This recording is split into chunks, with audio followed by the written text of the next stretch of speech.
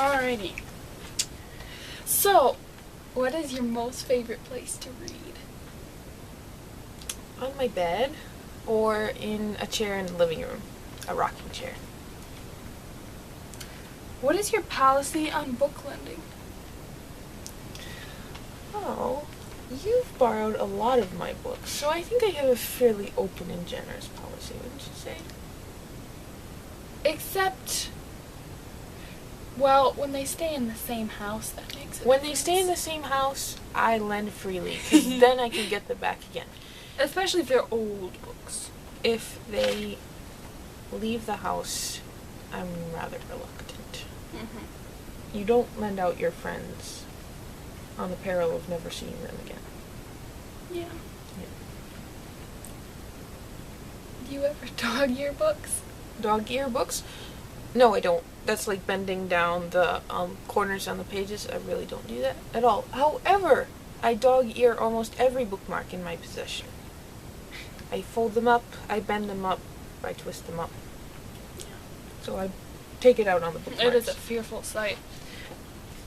Do you ever write in the margins of your books? If I do, then beware of the book.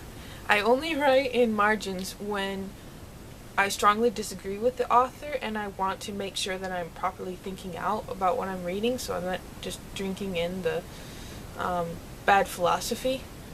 So I only write when I'm really, really upset by something. What is your favorite language to read in? I think as a general rule, I find it very comfortable to read in Arabic, and then Japanese is probably my second most fluent language. Awesome. I'm going to ask Mr. Knightley to teach me Chinese, Yeah. but I haven't had time yet. What makes you love a book?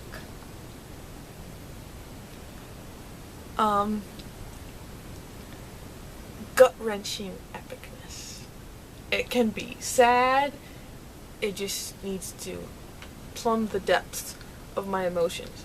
So that's one thing, and then another thing is really good close friendships between characters. If two characters are anything like Alan and Davy, Frodo, Sam, anything like that, I'm probably gonna like it and tell everyone about it.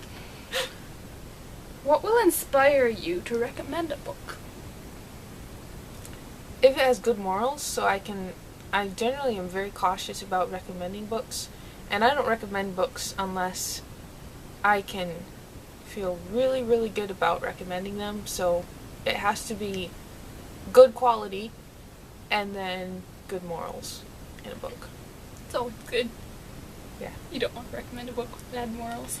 No, Well, I mean, in I that have way. recommended books to, if it, sometimes it's written by a non-Christian author, but I think they make good points. So I gauge the person I'm recommending it to, and then if I think they'll understand why I'm recommending it, then I'll recommend it. Favorite genre? Historical fiction, most definitely. Genre you rarely read but wish you did. Oh wow. I can't think of anything really. I don't know. Unless it's adding more nonfiction to it. I read a fair Yes, bit of you do. nonfiction.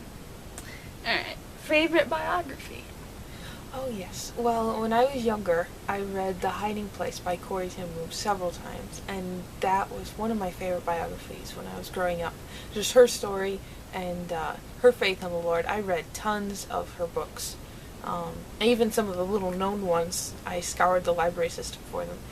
My favorite biography now, that I'm older, is... I still love that one just as much. It's very close to my heart. But my favorite biography now is Erich Metaxas Bonhoeffer, the huge 500-page doorstopper. It's just awesome about his life and theology. Have you ever read a self-help book? Yeah. I can't remember the last one, but I have read several. Yeah. Favorite cookbook? That's a good question. I do like to cook, and I cook and bake a fair bit. I don't have a favorite cookbook so much, but I would say probably my favorite one is not a book. It's my recipe box. I'm the only one who can find anything in it. Yeah. It's a very nice recipe box, though. Cat on it. It does have a cat on it.